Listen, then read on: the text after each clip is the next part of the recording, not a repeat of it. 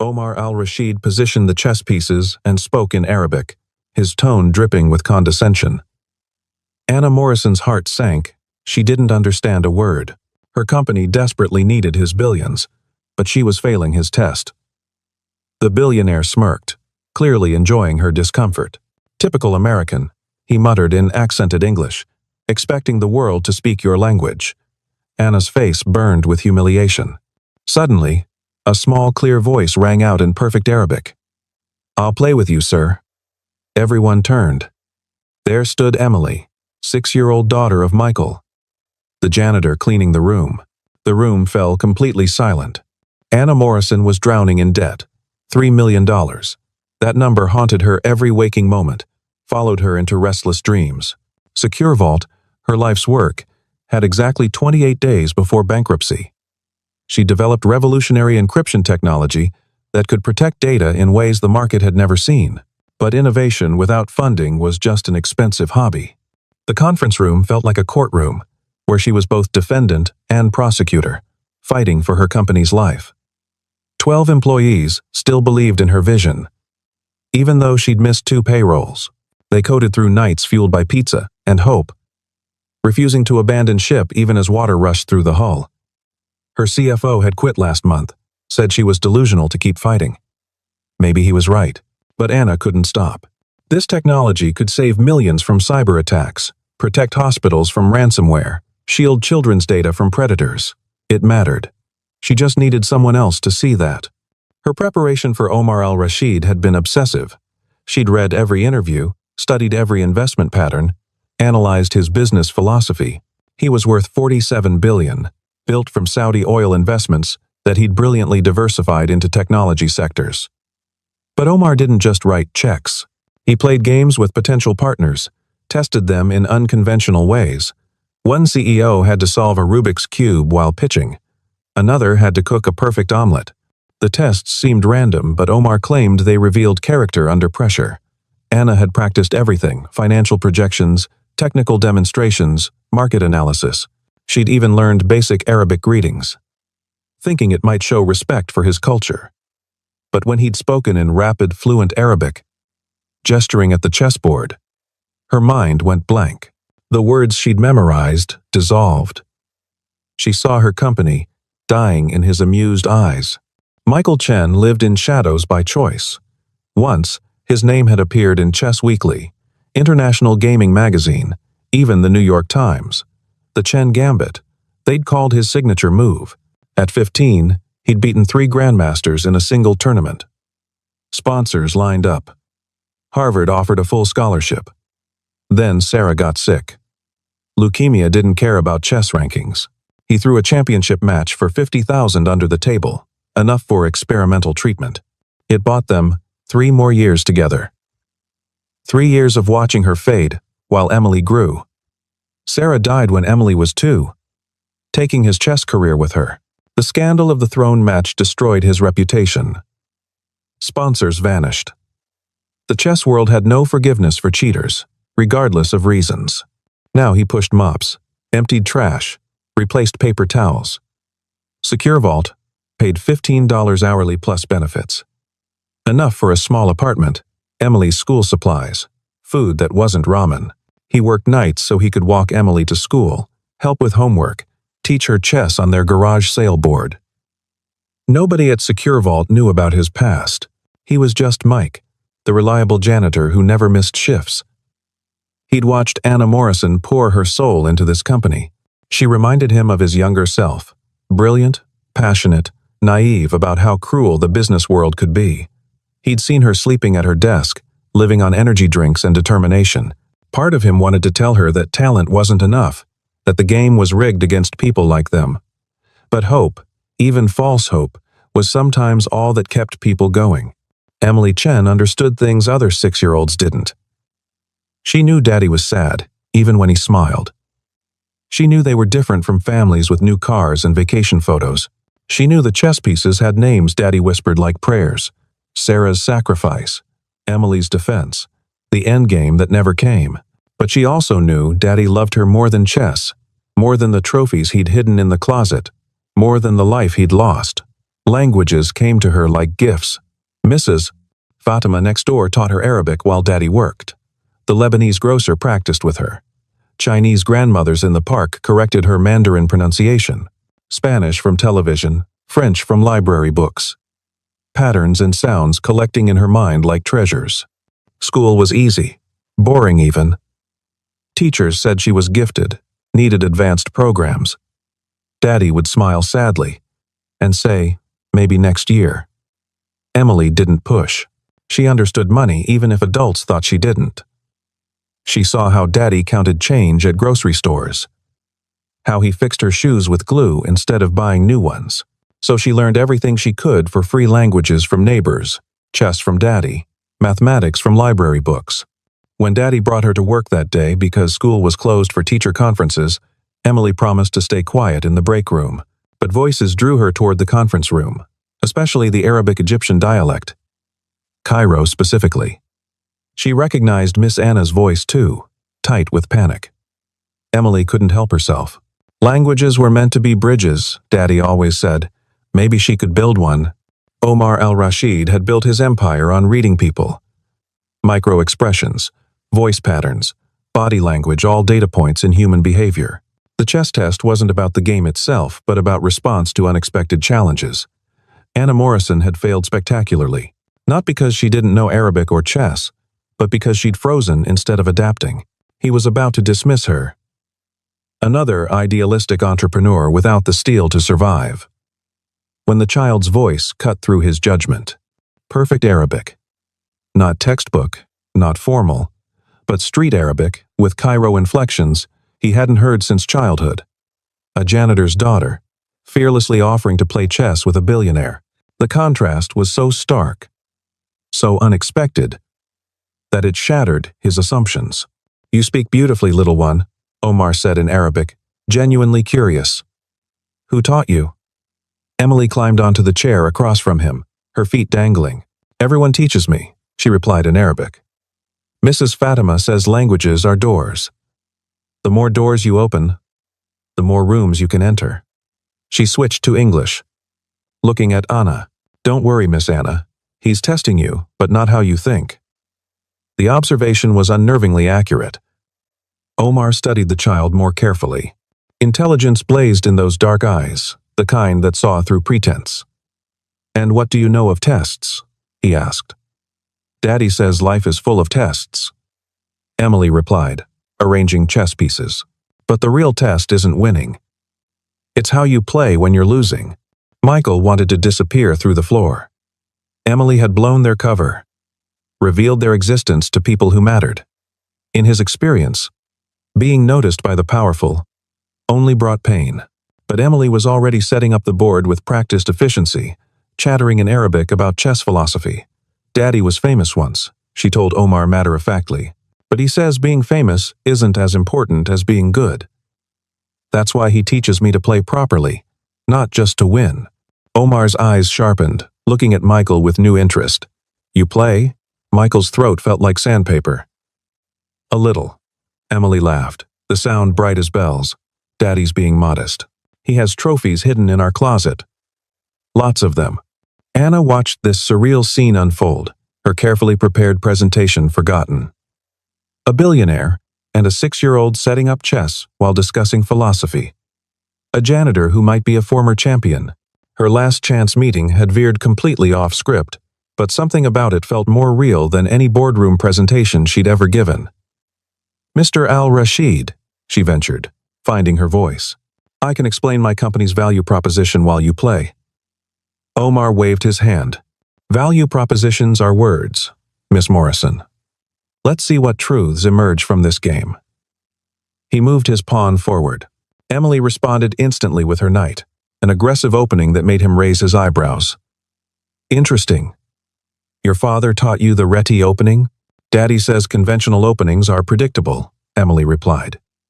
"Better to make your own path than follow someone else's." The game progressed with surprising intensity. Emily played with a mixture of orthodox technique and creative improvisation that kept Omar engaged. Meanwhile, Anna found herself explaining Secure Vault's technology without her prepared script, speaking from passion rather than memorized bullet points. She talked about the nurse who'd thanked her for protecting patient records, the small business owner who'd avoided ransomware disaster, the vision of democratizing security so everyone could be protected, not just those who could afford premium solutions. Michael stood frozen by his cart, watching his daughter play chess with a billionaire while his secret past unraveled with each move. Emily's style was unmistakably influenced by his teaching, the Chen Gambit variations, the psychological pressure, the ability to see 7 moves ahead. Anyone who knew chess would recognize it. "Your father," Omar said to Emily while contemplating his next move. "He must be quite accomplished to teach you such sophisticated strategies." Emily beamed with pride. "Daddy's the best teacher in the whole world. He says chess is like life, every piece has value, even pawns. And sometimes, sacrificing something important is the only way to protect what matters most." The words hung heavy in the air. Michael's hands gripped the mop handle until his knuckles went white. That philosophy had cost him everything once. "Miss Morrison," Omar said, not looking away from the board, "tell me about your team." Anna sensed this was important. 12 people who believe in this technology enough to work without regular pay. They could make 3 times their salary at Google or Microsoft, but they stay because they believe we're building something that matters. "And your janitor?" Omar asked casually. "Is he part of this believing team?" Anna glanced at Michael, really seeing him for the first time. Not just the quiet man who emptied trash bins, but someone who'd raised this extraordinary child, who clearly had depths she'd never imagined. "Everyone at Secure Vault matters," she said carefully. "We're only as strong as Daddy fixed Miss Anna's computer last week," Emily interrupted cheerfully. She was crying because the code wouldn't work, and Daddy looked at it and showed her where the recursive loop was broken. Anna's mouth fell open. That bug had plagued her for days. She'd assumed one of her developers had fixed it. "You understand code?" she asked Michael. He shrugged uncomfortably. "Patterns are patterns, whether they're chess moves or algorithms." Omar captured Emily's bishop. But she didn't flinch. Instead, she moved her rook into position, with confidence beyond her years. "Check," she announced calmly. Omar studied the board, realizing he'd walked into a trap. The 6-year-old had sacrificed her bishop to create an opening, just as her father had apparently sacrificed his career for something more important. "You've raised a remarkable daughter," he told Michael in a tone that suggested he knew more than he was saying.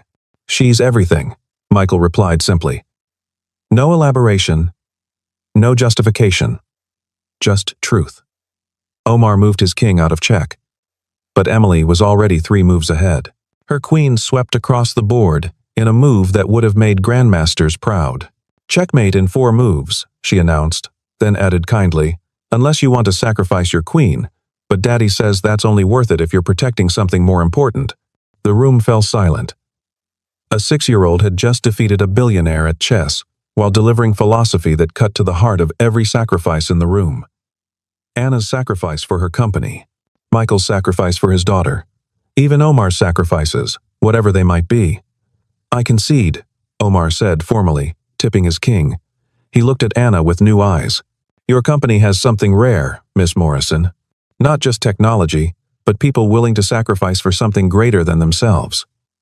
He pulled out his phone. "I'll invest. 15 million, 20% equity, and I want Mr. Chen officially on your strategic advisory board." Michael started to protest. But Omar raised his hand. A man who understands patterns, who can fix code and teach chess at grandmaster level, who chose love over glory, that's exactly the kind of advisor a company needs. Anna's relief was so overwhelming she thought she might faint. But then the implications hit her. "Michael, you were a grandmaster?" Emily answered for him. "Daddy was in the newspapers. But then Mommy got sick, and he stopped playing famous chess to take care of us. He says love is more important than games." The truth hung in the air like a confession. Michael Chen, janitor, was also Michael Chen, former chess prodigy who'd thrown a championship and disappeared from competitive chess. The scandal had been huge. A rising star caught taking money to lose. Nobody had known about the dying wife, the medical bills, the desperate father trying to buy more time with the woman he loved. "The Chen Gambit," Omar said quietly. "I remember now. You beat Kasparov in an exhibition match. Then you vanished after that scandal. Michael's face was stone. That was another life. A life you sacrificed for love, Omar observed. No wonder your daughter understands sacrifice so well. He stood, extending his hand to Emily for a formal shake. Young lady, you've taught me more about business in 20 minutes than most MBAs learn in 2 years. Emily shook his hand solemnly. Will you visit again? Daddy doesn't have anyone to play real chess with. I'm good, but he pretends to lose sometimes to make me happy. The innocent revelation made Michael close his eyes in embarrassment. Emily, Mr. Al-Rashid is very busy. I'll come every week. Omar interrupted. On one condition. Your daughter continues her language studies, and you return to competitive chess. The circuit needs players who understand what really matters. Weeks passed in a blur of contracts, development, and growth. Omar's investment saved Secure Vault. But more importantly, it brought Michael out of the shadows. Anna insisted he join the leadership team, not as janitor but as strategic advisor. His ability to see patterns, whether in code or business models, proved invaluable. Emily became Secure Vault's unofficial mascot, practicing languages with international clients who visited, charming investors with her chess games and wisdom beyond her years. The break room transformed into her after-school study space, where developers taught her coding while she taught them Arabic phrases. Anna found herself drawn to this unconventional family. She stayed late, not just for work but for the dinners Michael started cooking in the office kitchen. Simple meals that felt like home. Emily would chatter about school, while Michael and Anna discussed strategy. Both business and chess. The boundaries between professional and personal began to blur. You like her, Emily announced one evening while Anna was teaching her basic encryption concepts. Miss Anna? You light up when she's around, Emily said matter-of-factly, and she looks at you like you're not invisible. That's important. You've been invisible too long, Daddy. Michael's face flushed. Emily. That's not appropriate. Why? Emily challenged. You taught me to see patterns. The pattern is obvious. You both work late, to be near each other. You smile more. She smiles more. Even Mr. Omar noticed. He said you two dance around each other like chess pieces afraid to cross the board. Anna overheard from the doorway, her heart racing. She'd tried to ignore her growing feelings for Michael, telling herself it was just admiration for his intelligence, respect for his sacrifice. But Emily was right. Patterns didn't lie.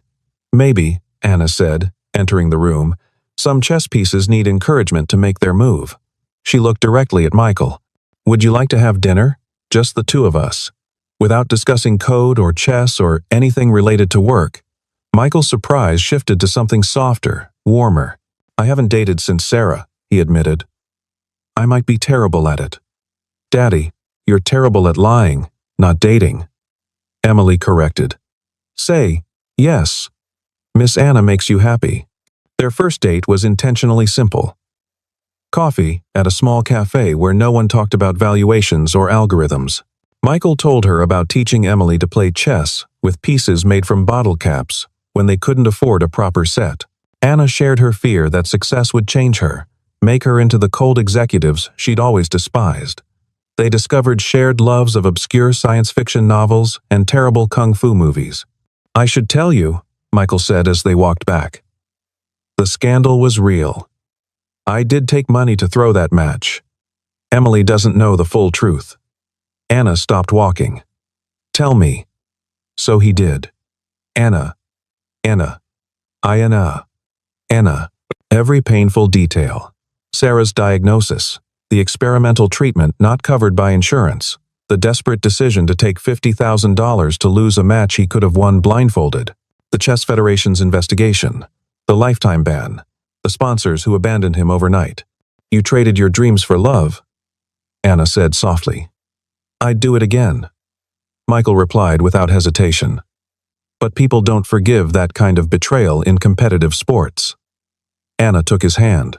The people who matter do. Their relationship developed slowly, carefully, with Emily as an enthusiastic cheerleader. She appointed herself as their translator, Not of languages, but of emotions neither was good at expressing. "Daddy thinks you're brilliant," she'd tell Anna. "Miss Anna says you're the smartest person she knows," she'd inform Michael. "You're both being silly. Just kiss already." Everything changed the morning. Reuters published the article. Chess. Scandal. Revisited. Disgraced grandmaster now advising tech startup. Someone had leaked Michael's involvement with SecureVault, spinning it as Anna hiring a known cheater, someone who'd taken bribes. The article questioned her judgment, suggested she was desperate enough to associate with anyone who might help. By noon, 3 potential clients had canceled meetings. Omar called within an hour.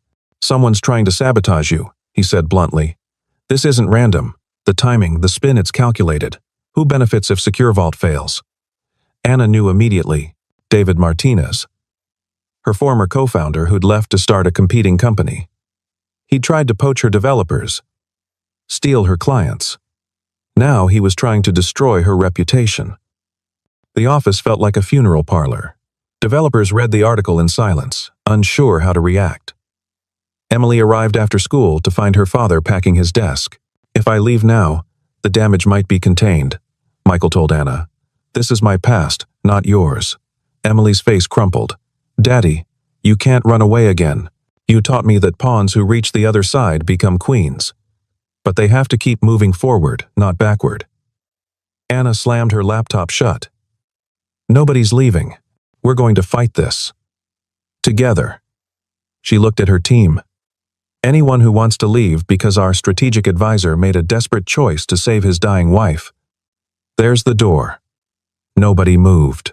One developer, young and earnest, raised his hand. "My mom sold our house to pay for my brother's cancer treatment."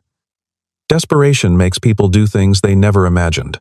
If Michael hadn't thrown that match, Emily wouldn't exist. That seems like the right choice to me. Omar arrived that evening with a Wall Street Journal reporter. "We're going to tell the real story," he announced. "Not the scandal, but the sacrifice. The chess prodigy who chose love over glory. The CEO brave enough to see past reputation to recognize brilliance. The 6-year-old who speaks 7 languages because her father invested everything in her education instead of his comeback." Michael resisted. "This isn't your fight." "It became my fight when someone tried to destroy my investment," Omar replied. "Besides, Emily asked me to help. In Arabic, Mandarin, and English. Just to make sure I understood." The interview was brutal. The reporter, Catherine Walsh, didn't pull punches. She grilled Michael about the match fixing, Anna about her judgment, even questioned whether Emily was being exploited for sympathy. Then Emily spoke up. "My daddy didn't cheat. He made a trade. 1 championship for 3 more years with mommy. That's not cheating. That's love. And Miss Anna didn't hire him because she felt sorry for us. She hired him because he's brilliant. He sees patterns nobody else sees. That's why SecureVault's algorithm works better now. That's why Mr. Omar keeps coming back to play chess with him. That's why everyone who actually knows Daddy respects him." Catherine Walsh studied the 6-year-old who'd just delivered a defense that would make lawyers envious. "You understand why some people think what your father did was wrong?" Emily nodded. "But they think the game matters more than the people playing it. Daddy taught me the opposite. The people always matter more." The article Catherine Walsh published changed everything. The Grandmaster's Gambit. A chess prodigy's ultimate sacrifice went viral within hours. She dug deep, finding nurses who remembered Michael sleeping in hospital chairs, chess players who'd wondered why such talent vanished overnight. Even the doctor who'd confirmed the experimental treatment had given Sarah 3 more precious years. Public opinion shifted. Number "Love over glory" trended. Chess federations worldwide debated whether lifetime bans should have exceptions for extraordinary circumstances. SecureVault received more publicity than any startup could afford, all positive. But in the office, a quieter drama unfolded. Anna discovered David Martinez had planted someone inside her company, feeding him information. The mole was Marcus, one of her original developers, someone she'd trusted completely. The betrayal cut deep. Marcus had been offered CTO at David's company, double the salary, stock options. He'd been documenting their code, preparing to replicate it. "I have a family too," Marcus said when confronted. "I need security, not just dreams and promises." Anna wanted to scream, to rage at the unfairness. But Michael spoke first. "I understand desperation," he said quietly, "but there's a difference between sacrifice and betrayal. I sacrificed my reputation for someone I loved. You're betraying people who trusted you for money. That's not the same thing." Marcus left that day, taking nothing but his personal items. The team worked around the clock to change every access code, every password, every security protocol he might have compromised. Emily brought them coffee and snacks, practicing her French with the stressed developers. "Courage isn't the absence of fear," she told them in perfectly accented French. "It's moving forward despite the fear." The crisis actually strengthened the team. Those who remained were absolutely committed, understanding they were fighting not just for a company but for a principle. That loyalty mattered. That sacrifice for the right reasons was noble. That sometimes the underdog wins, not through strength, but through refusing to give up. Omar increased his investment. "Integrity under fire is rare," he told Anna. "Your team has proven they have it." He also had his lawyers send David Martinez a cease and desist letter that made it clear any attempt to steal Secure Vault's technology would result in legal action that would destroy him. David backed off, his company eventually folding when investors learned about his tactics. But the real victory came when the International Chess Federation contacted Michael. They were reviewing his lifetime ban in light of new information about Sarah's illness. Several grandmasters, including some he'd defeated, had petitioned for his reinstatement. "I don't need it anymore," Michael told Anna that evening. "That life, that need to prove myself through chess, it died with Sarah. I have different priorities now." "But Emily would love to see you compete," Anna pointed out. "She's so proud of you." Michael smiled. "She's proud of me as her father, not as a chess champion. That matters more." Still, when the Federation officially lifted his ban and invited him to a ceremonial match, he accepted. Not for glory or redemption, but because Emily deserved to see her father recognized for who he truly was. The match was against a current world champion, an exhibition for charity. Emily and Anna sat in the front row. Emily providing whispered commentary in 3 languages for the confused spectators around them. Michael played brilliantly. Not to win, but to create beauty on the board. Each move was poetry, strategy elevated to art. When he achieved a draw against the champion, the crowd erupted. Emily rushed onto the stage, hugging her father as cameras flashed. "I'm proud of you, Daddy," she said, loud enough for everyone to hear. "Not because you're good at chess, but because you're good at love." The quote became famous, printed on chessboards and motivational posters. But for Michael, it was just his daughter understanding what truly mattered. Secure Vault went public 18 months later. Anna rang the opening bell at the New York Stock Exchange with Michael and Emily beside her. The company was valued at $200 million. Every employee who'd stayed through the crisis became a millionaire on paper. But the real celebration happened that evening in their office, the same room where Emily had first challenged Omar to chess. The team gathered for champagne and juice boxes, toasting not their financial success but their survival as a family. "None of this would have happened without Emily," Anna said, raising her glass. A 6-year-old who reminded us that bridges are built with understanding, not just words. Emily, now 8 and even more precocious, stood on a chair to respond. None of this would have happened if adults remembered what children know, that being kind is more important than being right, that helping is more important than winning, and that families aren't just about blood. They're about choosing to stand together when everything falls apart. Omar, who'd flown in for the celebration, wiped his eyes. "In 40 years of business, I've never seen anything like this. A company built on sacrifice, tested by betrayal, and strengthened by love. You've redefined what success looks like." He looked at Emily. "Young lady, when you're old enough, I have a standing offer. Come work for me. Anyone who can see truth so clearly is someone I want on my side." Emily grinned. "Only if Daddy and Anna can come too. We're a package deal now. The room laughed, but the truth of it resonated. They were a package deal, the CEO who'd risked everything on a dream, the grandmaster who'd chosen love over glory, and the child who'd built bridges between worlds. Later that night, after everyone had gone home, Anna found Michael in the conference room where it all began. He was teaching Emily a new chess opening on the same board where she'd defeated Omar. "Marry me," Anna said suddenly, the words escaping before she could overthink them. Both Michael and Emily looked up in surprise. "I know we've only been dating a year, but I can't imagine Secure Vault without you. I can't imagine my life without either of you. We're already a family in every way that matters. Let's make it official." Michael stood slowly, crossing to where Anna stood. "I haven't been someone's husband since Sarah. I'm not sure I remember how." "You remember how to love," Anna said. "That's all that matters." Emily bounced between them. "Say yes, Daddy. I already call her Mom in my head anyway." Michael laughed, pulling both of them into his arms. "How could I say no to my two queens?" They were married 6 months later in the Secure Vault office, surrounded by their found family of developers, investors, and unlikely friends. Emily served as both flower girl and translator, switching between languages as international guests offered congratulations.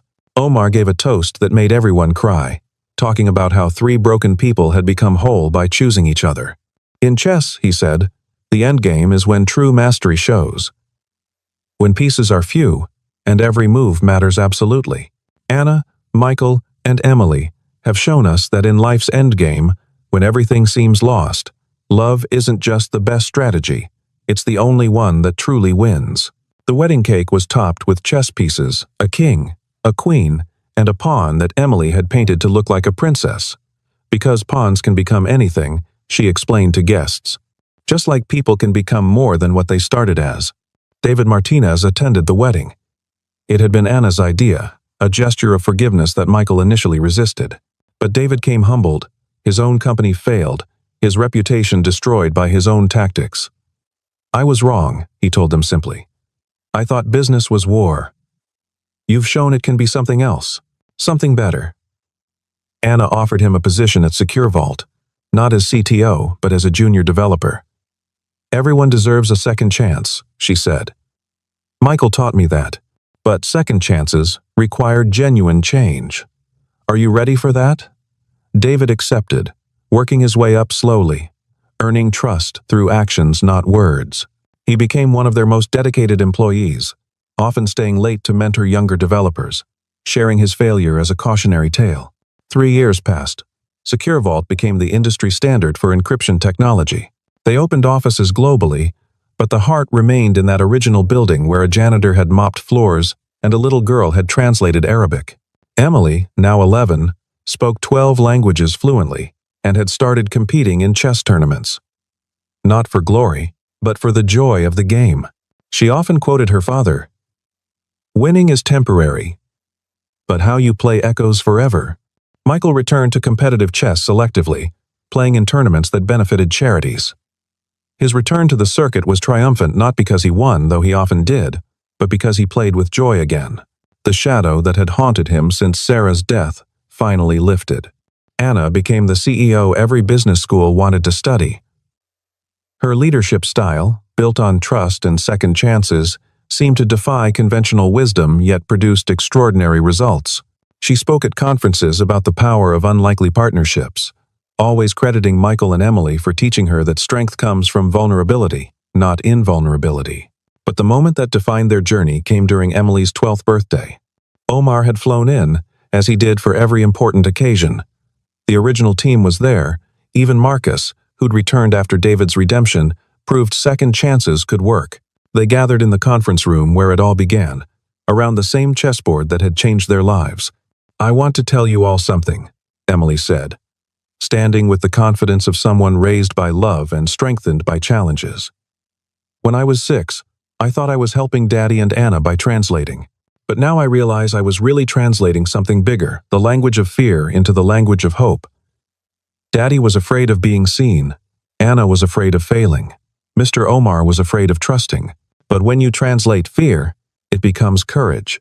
When you translate loneliness, it becomes family.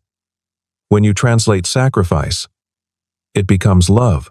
She looked at each person in the room. We all speak different languages: code, chess, Arabic, business. But the most important language we've learned together is the one that says every person has value, every sacrifice matters, and every ending can become a beginning.